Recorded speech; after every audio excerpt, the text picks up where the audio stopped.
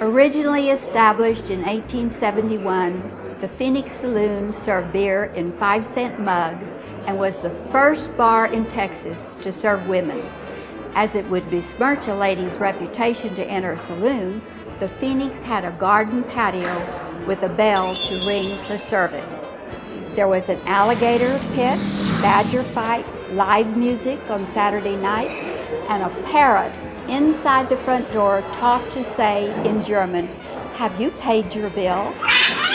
In 1894, William Gebhardt, the proprietor of the Backroom Cafe, devised the first process to dry and crush ancho peppers, thereby inventing chili powder.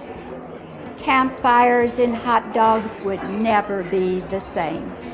But Prohibition closed the Phoenix Saloon in 1918, though for many years the basement still served as an illicit brewery with tunnels cut to run beer out under the streets of downtown New Braunfels.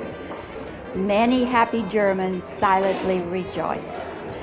In 1922, the building was expanded into its present configuration and turned into SCHMIDT's department store, where it remained largely unchanged into the 1990s. A renaissance came in March 2010. After 2 years of bruising renovations, the Phoenix rose from the ashes of time.